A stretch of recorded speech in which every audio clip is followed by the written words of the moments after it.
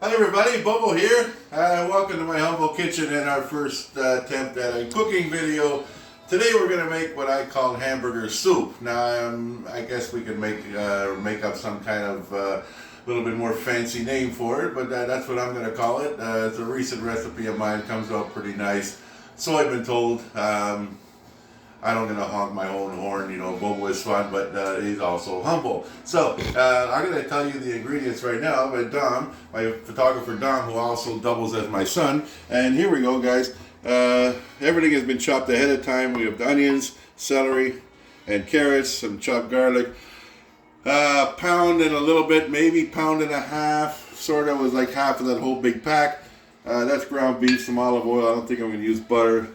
Tomato paste, some beef broth, can of tomatoes, spices, hot pepper flakes, some corn we're going to put after. The only thing that's not in here, guys, we're going to put some potatoes in there afterwards. It all gets bubbled up, might be in part 2 of this video, but we're going to get going right now.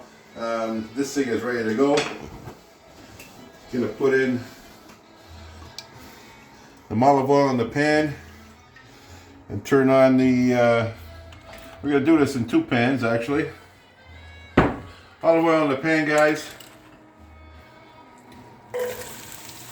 Put the onions in.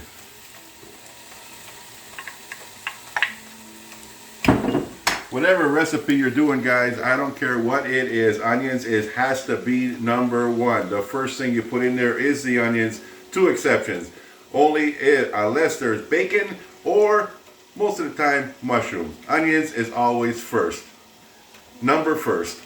Love you, Jean-Pierre. Okay, alright. We know what that means. And so we're going to put some salt in there. Don't get alarmed, guys. This salt shaker doesn't shake a lot. So we're just going to do that. Inside here. And yeah, I keep these things in the pack. We're going to put some hot pepper flakes. As much or little as you want. There's no rule there. It's up to you. These things reseal. I should get some little containers, but I don't have it. Next thing we're going to put in here is the Italian seasoning. Put a big chunk, big pinch of that.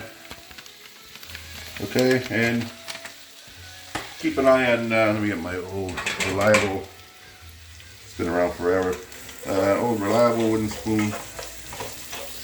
Now we're going to do this in 2 pots here, guys.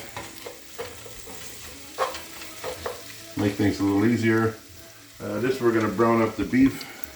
Again, olive oil in that pan. Don't be shy with the olive oil. It's good for you. And that's bubbling.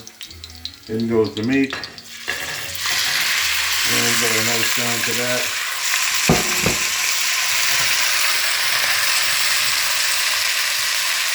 Then we'll put some salt in there as well. Salt and pepper that.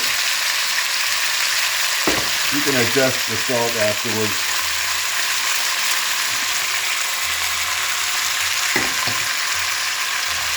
So we're going to kind of do this thing both at the same time.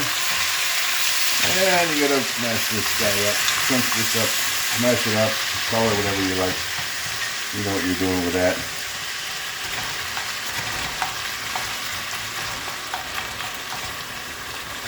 Doesn't have to be super hot, guys. I got this. This oven's a little bit goofy. It was here when I bought the place. It's not 100% accurate, but you don't have to, don't put it. It does a little bit something past medium, you're fine. I'm also going to throw in some keg steak spice. Love it for steaks, love it for roast, anything with beef in it. Makes a great roast. Throw some steak spice in there. And that's fine. And let's bring this thing. Let that cook, guys. You're going to see soon a lot of steam coming out of this, and that's what it is. It is a steam. You want to get that water out of there. You don't want to continue with your recipe unless your meat has some browning on there, and that's water and that steam has to go. You'll see that shortly. So let's these onions keep going. You just want to sweat them out. You want to get them sort of transparent because everything's going to finish cooking in that big pot there, of course. So always number 1, onions are always first, guys. Don't ever forget that. Thank you, Jean-Pierre, again. So You can see inside here, get in here, Dom, you see that bubbling there? That's just water coming out, and all that smoke, that's the steam. You got to get rid of that. You don't want to continue adding anything to that ground beef until that water has evaporated. So what you're doing now is you're just steaming the beef. This is extra lean ground beef. For my American friends, I love you. God bless America, and I really mean that. Whoever knows me knows that I mean that. I know you guys have a percentage, 80-20 or whatnot. Here we have in Northern Ontario, Ontario-wide, actually probably Canada-wide, we've got medium, lean, and extra lean. That's what this is the extra lean. I've used this with lean. Seems to work out fine. So you can sort of translate what that means for you guys, but you want to break this up. Okay, keep breaking that up. Don't, doesn't take long. You can see all that steam's coming out of there.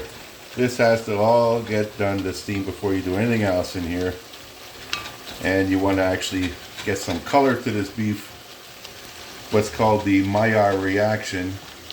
That's a French word. Basically, the browning, the caramelization, call it what you want. That just gives the flavor to everything, okay?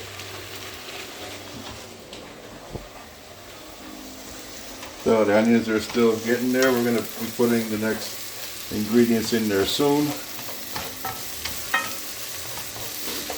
Give it some time. And if it looks a little dry, you can always put some more olive oil. That won't kill you. Olive oil is good for you. Don't worry about that. Nothing to worry about there. So the onions had a bit of a head start.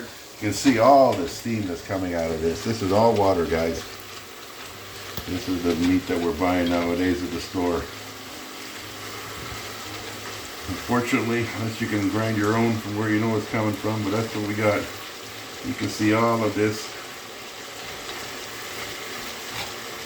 Now you'll know you're getting there once you move it with the spoon, and you'll hear that sizzling sound, and you know you're starting to brown things. I'm going to prepare the tomato paste. It's going to go in next. I buy it in a tube, guys. Use what you need. The rest goes in the fridge. It'll last probably a couple weeks. You don't want to leave it forever in the fridge. Tomatoes in the fridge will get acidy on you after a while. So once this thing starts to brown, I'm going to throw the tomato paste in there. So you can hear it. Once you scrape in the bottom, you start to hear that sizzle. I don't know if you can pick that up on camera, Don, but let that smoke. This is, you keep seeing steam, let it steam. This is just water coming up, and the onions are starting to get a bit translucent. We're going to go ahead now and throw in the celery. Oh, we lost a couple. We'll throw in the celery and the carrots. Very important, guys. You've seen when we started, I had everything cut up already ahead of time and laid out on the counter. That is the French fancy word for that is called mise en place. Basically means put everything in its place ahead of time.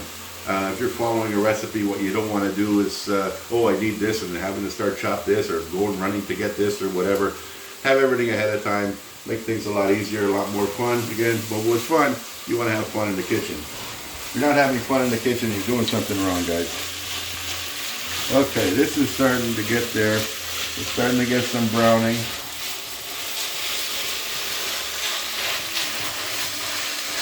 You can hear it, you can see it.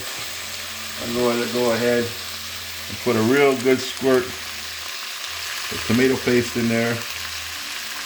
I don't know how much this is exactly, but it's a good squirt. So you can see what's in there, maybe a little bit more.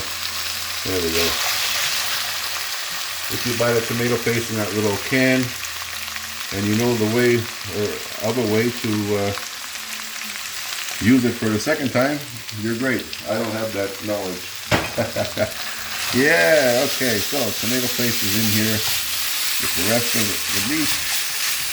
You'll start to smell that when that starts to get happy.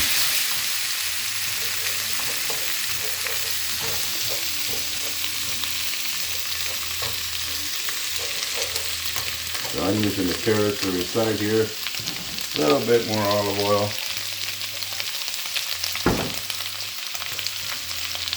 We're going to start cooking.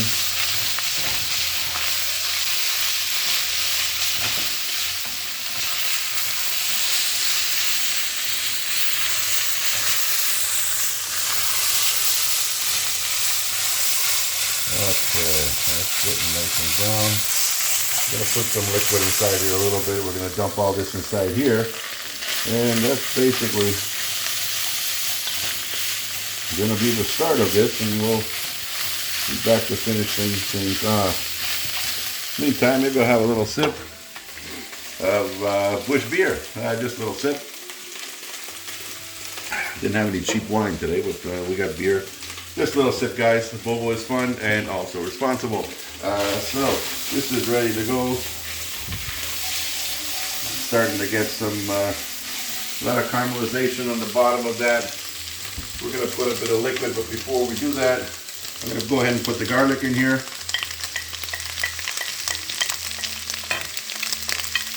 That's the chopped garlic.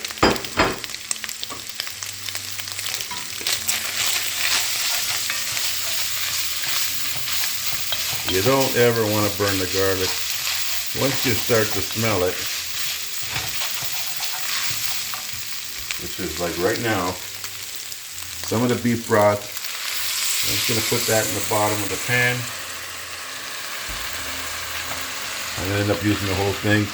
This is going to deglaze all that beautiful flavors that sort of stuck to the bottom. A little bit more.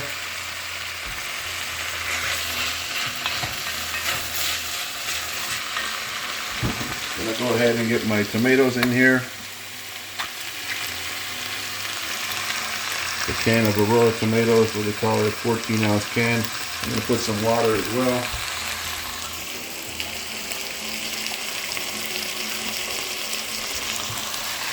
Most of the can of water. And I'm going to salt that again as we go. Looks like a lot of salt, but it really is not. Again, we'll test that.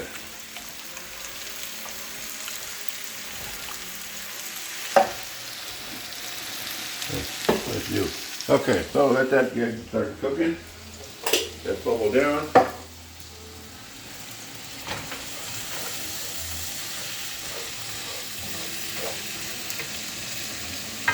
You see that bubbling, guys?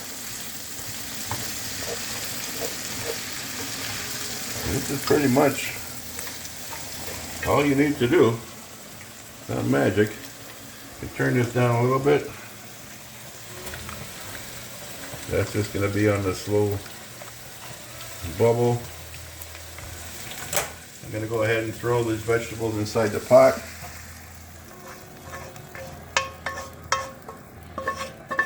The onions and the carrots and the celery. So that's done. Give that a stir. Double spoon technique, wow. And now we're going to go ahead and pull the rest of this whole box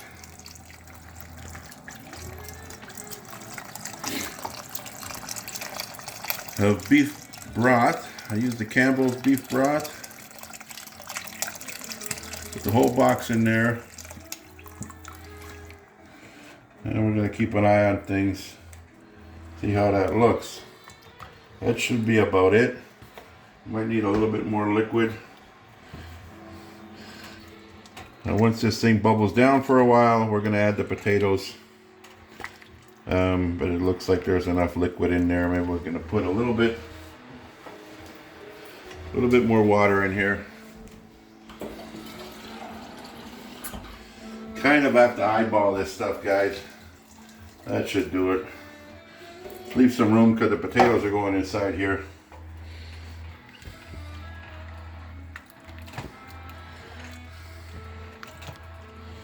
And that's basically it. The potatoes are going to go in. Going to let this bubble down on a lower heat.